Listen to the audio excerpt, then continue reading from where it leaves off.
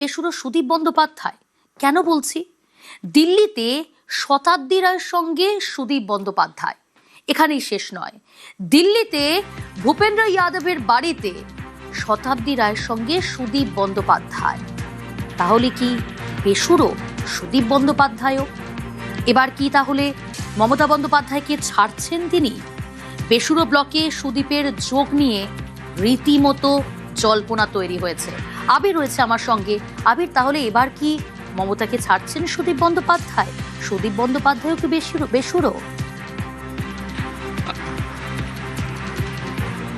দেখো, যে সই সোমবার দিনকে জমা পড়বে লোকসভা স্পিকারের কাছে, তাতে সুদীপ বন্দ্যোপাধ্যায়ের সই থাকতে চলেছে। সেটা এক প্রকার তৃণমূল কংগ্রেসে যারা সুদীপ বন্দ্যোপাধ্যায় দীর্ঘদিনের সতীর্থ ছিলেন তারা নিশ্চিত হয়ে গিয়েছেন। কিছুক্ষণ আগে সৌগত রায়ের সাথে আমরা কথা বললাম। সৌগত রায় তিনি বললেন যে 3 দিন আগে সুদীপ বন্দ্যোপাধ্যায় সৌগত রায়কে জিজ্ঞাসা করেছিলেন যে সৌগত রায় কি সিদ্ধান্ত নিতে চলেছেন, এবং সৌগত রায়কে সুদীপ বন্দ্যোপাধ্যায় জানান যে তারা যে সিদ্ধান্তটা নেবে সেই সিদ্ধান্ত তারা একসঙ্গেই নেবেন।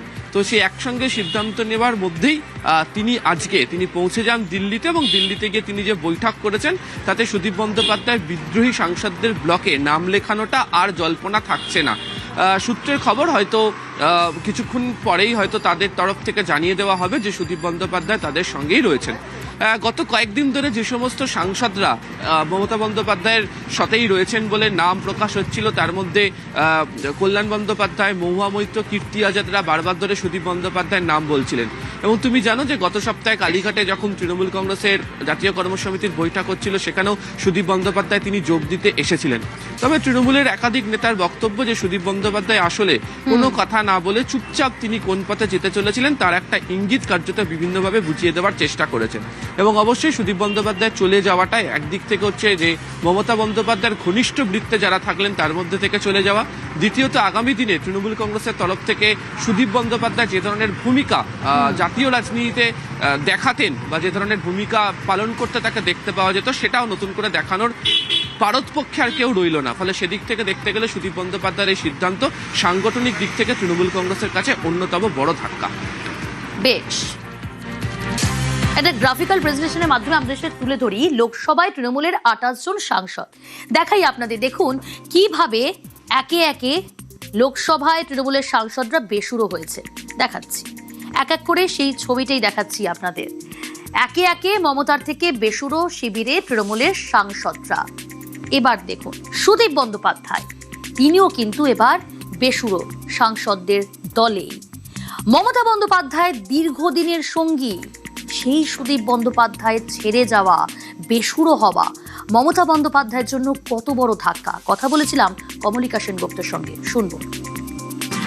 সুদীপ বন্দ্যোপাধ্যায় দীর্ঘদিনের সঙ্গী মমতা বন্দ্যোপাধ্যায়ের, উত্তর কলকাতার সাংসদ, যিনি লোকসভায় দলনেতা ছিলেন একসময় তৃণমূল কংগ্রেসের। তাকে সরিয়ে অভিষেককে দায়িত্ব দিয়েছিলেন মমতা বন্দ্যোপাধ্যায়। সেই সুদীপ বন্দ্যোপাধ্যায়ও এবার বিদ্রোহী। কত বড় ধাক্কা এটা নেত্রীর কাছে। তাহলে এবার অঙ্কটা কি হতে চলেছে? দেখো, এটা অবশ্যই একটা খুব বড় ধাক্কা, কারণ সুদীপ বন্দ্যোপাধ্যায় এমন একজন যিনিও বহুদিনের মমতা বন্দ্যোপাধ্যায়ের সঙ্গী। তবে তিনি এই প্রথমবার না, এর আগেও একবার তিনি হাত ছেড়েছেন 2004-এ, সেই সময়ও তিনি হাত ছেড়েছেন। এবং সুদীপ বন্দ্যোপাধ্যায়ের কিন্তু এমন আজকেই বেসুরোরা হয়েছে, সুদীপ বন্দ্যোপাধ্যায়ের কিন্তু বরাবরই একটা মান অভিমানের পালা দলের সঙ্গে থেকেই গেছে। সেটা 2004-এই হোক আর যখন সংসদের অধিবেশন চলছে তখনই হোক। তবে যেটা বিষয়, যেটা আমরা সূত্র মারফত জানতে পারছি, যে কাল গোটা দিন কিন্তু এই বিষয়টা নিয়ে টালমাটাল চলে। সুদীপ বন্দ্যোপাধ্যায় বিভিন্ন লোকের সঙ্গে কথাবার্তা বলেন, যেটা আমরা সূত্র মারফত জানতে পারছি। এবং আজকে সকালবেলা তিনি যখন শতাব্দী রায়ের সঙ্গে যান, তখন এই জিনিসটা স্পষ্ট হয়েই যায় যে সুদীপ বন্দ্যোপাধ্যায়ও এবার বেসুরো হতে চলেছে, বা এই যে বেসুরোরাই তো এখন সুরে এসে যাচ্ছে মনে হচ্ছে। কারণ যে 28 জন সাংসদ রয়েছে তৃণমূল কংগ্রেসের, তার মধ্যে যদি আমরা 20 ধরি বা যদি আমরা 21 ধরি, তাহলে নয়তো রইল বাকি 8 আর নয়তো রইল বাকি 7। সুতরাং এদেরই মেইন সুর হয়ে যাচ্ছে, অর্থাৎ বাকিরা বেসুরে কারা বেসুরে সেটা বোঝা কঠিন। এবং এই জায়গা থেকে দাঁড়িয়ে কিন্তু আমরা যদি লোকসভার চেহারাটা দেখি, তাহলে লোকসভার চেহারায় তৃণমূল কংগ্রেসের কাছে 2024-এ তৃণমূল কংগ্রেসের 29 জন জিতে এসেছিলেন, তার মধ্যে একজন মারা যান, 28 জন সাংসদ। সেই 28 জনের মধ্যে সুদীপ বন্দ্যোপাধ্যায়কে নিয়ে 21 হতে পারে এমনটাই জানা যাচ্ছে। এবং যেভাবে তিনি দিল্লি যান আজকে সকালবেলা শতাব্দী রায়ের সঙ্গে, এবং তারপর তিনি বৈঠক করেন, আমরা জানি কালকেও খুব গুরুত্বপূর্ণ বৈঠক রয়েছে এই বিক্ষুব্ধদের, এবং তারপর সোমবার একটা বড় কিছু হবে, অর্থাৎ সোমবার তারা অধ্যক্ষের কাছে যেতে পারেন এমনটাই খবর রয়েছে।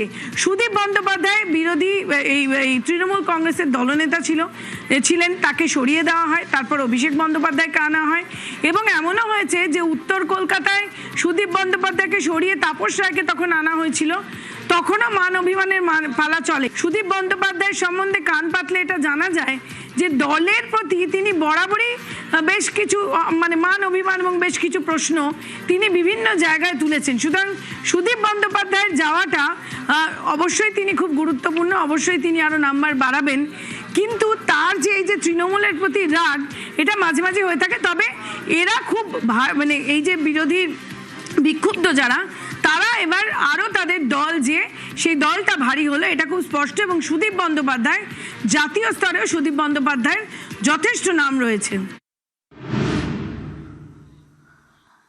দিল্লি দিকে আবার নজর রাখতে হচ্ছে। মৈত্রী রয়েছে আমার সঙ্গে, কারণ দিল্লিতে বৈঠক চলছে। মৈত্রী, এই বৈঠক নিয়ে কি আপডেট রয়েছে তোমার কাছে?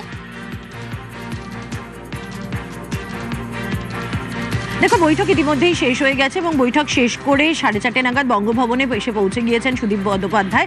এখনো পর্যন্ত তার তরফ থেকে কোনো বক্তব্য পাওয়া যায়নি, তবে বিজেপি সূত্রে আমরা বেশ কিছু তথ্য জানতে পারছি যে তিনিও এবার বিদ্রোহী দলে নাম লেখাতে চলেছেন, তেমনটাই কিন্তু ইঙ্গিত আমরা পাচ্ছি এখনো পর্যন্ত। তার কারণ আজকে শতাব্দী রায়ের সাথে 2:20 কিছু পরে তাকে শীর্ষ বিজেপি নেতা ভূপেন্দ্র যাদবের বাসভবনে ঢুকতে দেখা যায়, এবং তারপর সেখান থেকে তিনি অন্য পথে বেরিয়ে আসেন এবং তারপর বঙ্গভবনে আসেন। এখনো পর্যন্ত তিনি কোনো কথা বলেননি, তবে যেটা আমরা সূত্র মারফত জানতে পারছি যে আগামী সোমবার অধ্যক্ষের কাছে যাওয়ার যে কথা রয়েছে, বিদ্রোহী যারা সাংসদরা রয়েছে, বিক্ষুব্ধ যারা সাংসদরা রয়েছেন, তাদের সঙ্গে সুদীপ বন্দ্যোপাধ্যায়ও যেতে পারেন তেমনটাই কিন্তু সম্ভাবনা এখনো পর্যন্ত জানা যাচ্ছে। এবং এই কদিন থাকার সময়ের মধ্যে কিন্তু একজন শীর্ষস্থানীয় নেতৃত্বের সঙ্গেও, এখানে বিজেপির শীর্ষ নেতৃত্বদের সঙ্গেও সুদীপ বন্দ্যোপাধ্যায়ের বৈঠক হতে পারে। সুদীপ বন্দ্যোপাধ্যায়, যিনি লোকসভার দীর্ঘদিন ধরে তিনি দলনেতা ছিলেন, তাকে গত বছর লোকসভার দলনেতার পদ থেকে সরিয়ে দেওয়া হয় এবং সেখানে অভিষেক বন্দ্যোপাধ্যায়কে সেই লোকসভা দলনেতার দায়িত্ব দেওয়া হয়। তারপর থেকে সুদীপ বন্দ্যোপাধ্যায়, যিনি লোকসভায় নিয়মিত ছিলেন, তারপর থেকে সুদীপ বন্দ্যোপাধ্যায় তিনি লোকসভায় কার্যত অনিয়মিত হয়ে গিয়েছিলেন। যদিও এতদিন পর্যন্ত যেটা জানা যাচ্ছিল যে সুদীপ বন্দ্যোপাধ্যায় এবং তার স্ত্রী নয়না বন্দ্যোপাধ্যায় তারা দুজনেই পুরনো তৃণমূলের সঙ্গে রয়েছেন, কিন্তু সুদীপ বন্দ্যোপাধ্যায়ের দিল্লিতে আসা এবং বিক্ষুব্ধ এক সাংসদের সঙ্গে গিয়ে ভূপেন্দ্র যাদবের বাসভবনে গিয়ে বৈঠক করা কার্যত 2-4 হয়ে যাচ্ছে সেক্ষেত্রে দাঁড়িয়ে, এবং সেটাই কিন্তু ইঙ্গিত দিচ্ছে যে বিক্ষুব্ধ ব্রিগেডে গতকাল পর্যন্ত যে 19 জনের সই সামনে এসেছিল, সেখানে 20তম নামটি প্রবীণ তৃণমূল নেতা সময়ের অপেক্ষা। বেসুরো সাংসদদের তালিকায় নাম লেখাতে চলেছেন সুদীপ বন্দ্যোপাধ্যায়। সুদীপ বন্দ্যোপাধ্যায়ের মতো লোকেদের জন্যই দলের ক্ষতি, তোপ দাগলেন তৃণমূল বিধায়ক কুণাল ঘোষ। সুদীপ বন্দ্যোপাধ্যায়ের অবস্থাকে গুরুত্বই দিতে নারাজ রাজ্যের মন্ত্রী তাপস রায়। এটা তো মমতা বন্দ্যোপাধ্যায় আমাদের দলনেত্রী, তাকে শ্রদ্ধা করি, সম্মান করি, তার এটা প্রাপ্য ছিল। এই সমস্ত লোকগুলোকে তো মাথায় তুলেছেন। অনেকদিন ধরে তো বলেছি যে এই লোকটার জন্য অনেক যোগ্য কর্মী বঞ্চিত হয়েছেন। তাপস রায় বা সজল ঘোষ যারা ছিলেন তাদের উপর নির্যাতন করে তাদের স্পেস কমিয়ে দিয়ে সরিয়ে দেওয়া হয়েছে। আজও যে লোকটি দলের পদ ছাড়েননি, তিনি চলে গেলেন ওখানে, উত্তর কলকাতা থেকে জিতেছেন বিজেপি বিরোধী ভোটে। এই সমস্ত লোকগুলি রাজনীতিটাকে এবং দলটাকে নোংরা করে দিয়ে গেছে। আমার জীবনটাকে কয়লা মাখিয়েছিলেন এক সময়। সুদীপদাকে নেওয়া মানে তো বিজেপির আবার বাই 1 গেট 1 ফ্রি, এটা চলমান বিউটি পার্লার চলে গেল সঙ্গে। বিজেপির দারুণ মার্কেটিং হচ্ছে এগুলো। যেদিন মমতা বন্দ্যোপাধ্যায়ের বাড়িতে সিআইডি এলো, সুদীপ বন্দ্যোপাধ্যায় আমায় ফোন করেন, কুণাল তুমি কোথায়? আমি বললাম এই তো আমি মমতা বন্দ্যোপাধ্যায়ের বাড়িতে। বললো নয়না যাচ্ছে তোমাদের ওখানে, একবার থাকা উচিত। বললাম আসুক। বসে আছি নয়না দিয়ে আর এসে পৌঁছলো না, সুদীপদা বিজেপিতে পৌঁছে গেল। আমি বলতে পারবো না, ওর কোনো গুরুত্বও নেই, ওকে কোনো আমি গুরুত্ব দিও না। তার কারণ হচ্ছে ও যেখানেই থাকুক, যেদিকেই থাকুক, যাক না কেন, একটা বোঝা, লাইবিলিটি। তো সুতরাং এটা বুঝুক যার বোঝার। এই বোঝা বইতে তো ভালোবাসে মমতা ব্যানার্জি। মমতা ব্যানার্জি তো বেশিরভাগই তো বোঝা বয়েছেন, নাথিং নিউ। এবং এই বোঝা বইতে গিয়েই তো পশ্চিমবাংলা সাফার করছে, এই বোঝা বইতে গিয়েই তো এই সরকারটা এইসব করে বসলো। সুরেন্দ্রনাথ কলেজে উইয়ে খাওয়া টাকা যে উদ্ধার হয়েছিল, সেই টাকা উদ্ধার নিয়েও দলের সাংসদকে আক্রমণ করেছেন বিধায়ক কুণাল ঘোষ। এই যে সুরেন্দ্রনাথ কলেজ, এই যে উইয়ে খাওয়া টাকা, এই যে ভেতরের নানা জিনিস, এর সঙ্গে কোনো যাতায়াত আছে কি না সেগুলো তো সব তদন্ত সাপেক্ষ। এখন গিয়ে পায়ে পড়ছে হয়তো, হ্যাঁ, মানে শুধু সবটা উই খায়নি, অন্য লোকও খেয়েছে। উইয়ের ঘাড়ে দোষ দিলে হবে? সব উইয়ে খেলো তো, ফলে সেগুলো তদন্ত দরকার।